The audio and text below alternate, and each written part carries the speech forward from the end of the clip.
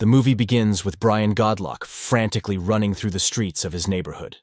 In the distance, there is the sound of gunfire, and he chases after the sound. He then spots two cars of rival gangsters who are in an intense shootout with each other. One set of gangsters manage to kill the rival driver, causing their car to crash. The gangsters are coming towards Brian's direction, so he searches until he finds a metal pipe. He then lay-waits the car, and as it comes close, Brian smashes their windshield, almost causing them to crash. The men then turn their guns on him, forcing Brian to run for his life. He then spots a forklift, and on instinct he uses it to jump over the gangster's truck, which decapitates one man. Brian is however shot in the back by one of the survivors, and the man, who looks like he lost a fight with his tattoo artist, brutally shoots him in the throat and leaves him for dead. Brian is rushed to the hospital clinging for life, with his wife Saya praying for his speedy recovery.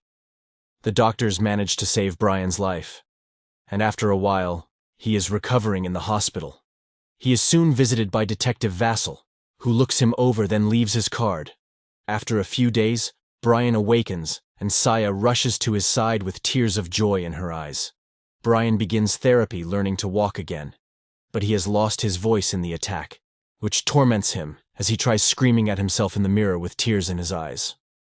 Brian is gifted an artificial voice box by Saya, but the frustration gets the better of him, and he begins to shut down. Brian is discharged from the hospital after a while, and I'm sure you're itching to know what happened, and we will get there soon. Saya drives Brian back home where he passes signs of a clearly run-down city, overflowing with gang violence and degenerates. The couple eventually return home in silence, the place where tragedy struck.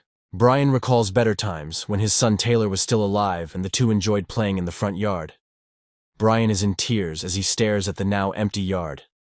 Inside, Taylor's toys still sit on the table, along with the Christmas tree with his presents still wrapped.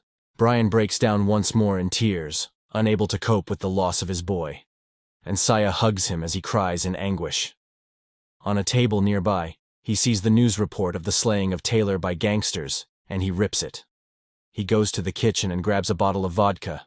He mouths to Saya to help him, but she breaks down in tears, not knowing what to do. The next day, Saya is getting ready for work, and it's clear that Brian did not sleep in the bed that night. She finds him drinking alone in another room and decides to text him, asking if he saw her keys, but he hasn't. Memories of Taylor still flood his mind, and he goes to his son's room, where it is untouched. Brian sits on his bed with tears before laying down, recalling the feeling of having his son beside him. Brian then goes to sit in the front yard, remembering the day tragedy struck. The family was in the front yard, and Taylor was learning to ride his new bike when two rival gangsters drove past in an intense shootout. Brian and Saya then realized that Taylor was shot and passed away right in their arms. Unable to sit around any longer, Brian rushes to his work shed where he clears off all the vodka bottles before grabbing his tools. Saya returns home and takes a minute in her car before heading inside. She does not see Brian anywhere around and texts him. Then she sees Brian and sees him ignore the message. Brian finds Detective Vassell's card and heads over to the station to speak with him.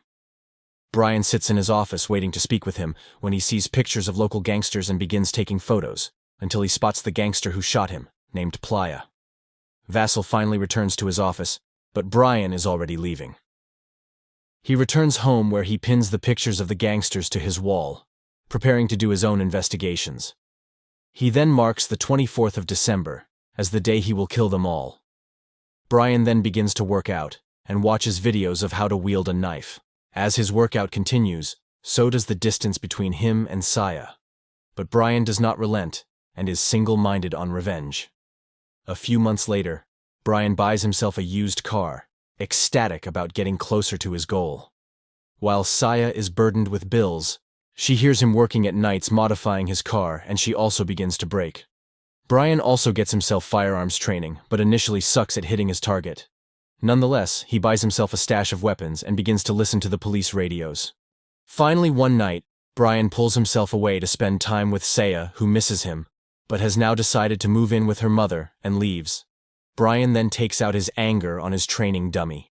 He then takes his car out for a spin, trying to sharpen up his driving skills. By October, Brian begins to stake out the gangsters' known hideout and take pictures of their operations. He then spots Playa about to get some cheeks, then sees a man leaving in a car and snaps the plate. Brian is now a muscular and athletic powerhouse and a skilled driver, able to maneuver his car to perfection. At the range, Brian can hit his target with rapid succession. Those gangsters don't stand a chance at this point. One day, Brian sees a little boy who looks just like Taylor and hugs him. But that's not his kid. He returns to his car when he spots Playa handing out cash to the little kids around him and goes for his knife, but manages to hold himself back as there are too many kids around. Brian then bumps into a gangster and is shoved to the ground, and their girl pours ice cream all over him, adding insult to injury. That night, Brian prepares himself. On the 23rd of December, he tracks down the home of one of the gangsters and breaks in. The man hears sounds and comes to check, but Brian knocks him down. The gangster is hogtied to the roof of Brian's garage, and he comes in wearing a welding mask. He cuts the gangster down before handing him papers and a pen demanding info on the gang. Brian takes a seat, but the gangster attacks him and manages to free himself. The man grabs Brian's knife and attacks, stabbing him in the leg. The two struggle, but Brian eventually stabs the man with a screwdriver before tackling him to the ground. The man fights back, and Brian is having a hard time, but is able to overpower the man and beat him into submission. On the 24th, Brian begins to gear up, strapping body armor to himself and readying his guns. He then writes a note before taking one last look at Taylor's room, taking it all in as he may not return. He then goes by where Saya is staying and sees her drawing a picture of Taylor as her way of coping. He brings a gift to Taylor's grave, as it is his birthday, and sits alone with his son where he cries after a very long time, then opens the gift for Taylor. That night, Detective Vassal hears a noise and comes checking with his gun, but opens to door only to see the bound and gagged gangster, along with a note. The cops come by later to pick him up, and Vassal opens the note to see a message from Brian, telling him that he will take care of what he should have. Along with the note is a flash drive with detailed info on the gang, along with evidence that Brian has collected over the past year. Brian is driving when he hears a police report about gang activity and heads over. He sees two gangsters beating and robbing a couple. As the gangster walks away, Brian pins them against a wall using his car and stabs one before taking off with the other on his car. Brian tries to throw the man off, and when he pulls a gun, Brian disarms him and shoots him dead. Brian then throws up, taking his first life. He goes to the gang compound where he throws a wrapped package over the wall. A man brings the package to Playa, his boss, which turns out to be the fingers of the dead men. There is another massive gang shootout in the city, with multiple cops hit and taking cover. Brian pulls up to the scene and sees a female cop get shot. He then drives into the mix, shooting and killing the gangsters he can, while one man is live streaming the car directly to Playa. The gangsters fire on the car, but Brian manages to push them back. He tries saving the cop, but she gets shot on her way in and dies right next to him. Brian pushes her out the car before spotting the guy streaming the entire incident and sends him flying with the car. Brian picks up his phone, sees the live stream, and shoots him dead for Playa to see. Playa somehow figures out that it is Brian and sends a message to his gangsters to hunt him down. The thugs, who were in the middle of beating up a rival, see a car approaching, which turns out to be Brian, and he stares them down grimly before driving away. He then pulls over on a bridge, looking at an old music toy that belonged to Taylor, and he listens to the music, reminding himself of why he is doing this. He sets off once more, but the gangsters catch up with him and begin chasing him through the city. Brian pulls a 180 and comes face to face with the men, before pulling off a sick drift to shoot one of the men inside. Brian takes off once more, but the men are on him in an instant. Pause. A biker also joins the chase, and they open fire on Brian, forcing him to speed off. He runs into a roadblock and gets pinned between two trucks, both with gangsters shooting at him. He manages to kill one man, before pulling a pit maneuver on the front truck, causing both trucks to collide in a tangled mess. The biker is still on his tail, firing off shots at Brian's now mangled car. The biker gets to the window, but Brian grabs his gun, causing him to lose his bike, then drives him straight into a wall. Brian then stops to catch his breath once more. Detective Vassal is sitting in his car looking over the evidence that Brian showed to him, and then sets out to the gang headquarters. Hearing about the attack on his men, Playa sends a message for all his goons to return to his building. Brian pulls over just outside the gang's building, listening to Taylor's toy and remembering better days.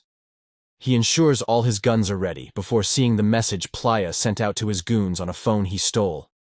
Seeing an opportunity, Brian gears up and sets out on a motorcycle to finish what the gangsters started. Brian manages to slip into the hideout right behind a convoy of gangsters, and a gunfight erupts. He blows up his motorcycle, causing a massive explosion, setting the men on fire. Meanwhile, his men are being wiped out. Playa is having a good time with his female baddie. Brian makes his way up the building, hearing the shouting men and taking the time to catch his breath. The armed gangsters start making their way down the staircase, and Brian starts blasting them as they appear, and fighting when necessary. His training begins to show, as none of the men stand a chance against his onslaught. He switches to his sidearm and begins catching bodies once more. He tries reloading his shotgun, but takes 3 bullets to his body armor and falls but easily recovers. He sets an explosive trap in the main hallway, but is then suddenly attacked by a gangster named Ruiz. Ruiz is much stronger, throwing Brian around easily and disarming him when he tries to go for his gun.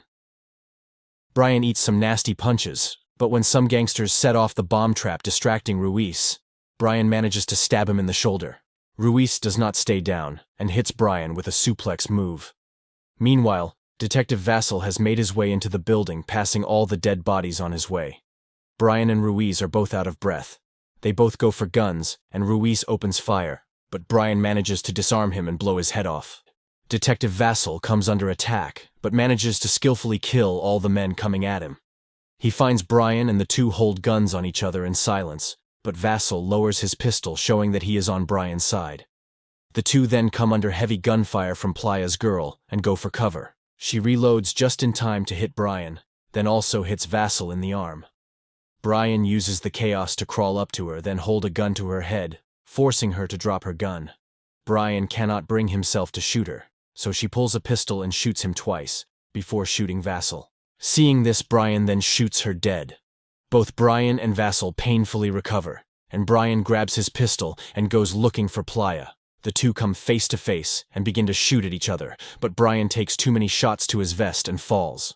Playa is about to finish Brian off, but Vassal is able to shoot him in the back, giving Brian the chance to tackle Playa to the ground, beat his face in, before strangling the life out of him while he fights. Brian then stares into his eyes while life leaves him, picturing a happy Taylor smiling at him. Vassal crawls over to Brian, who is now seeing Taylor's short life flash before his eyes. He even sees what Taylor's future would have been like. We then see Saya at Taylor's grave, where Brian's toy is revealed to be a train which encircles the headstone. She reads a note from him before leaving it at the headstone. Remember to subscribe and turn on notifications so you can watch more movies like this. Thanks for watching.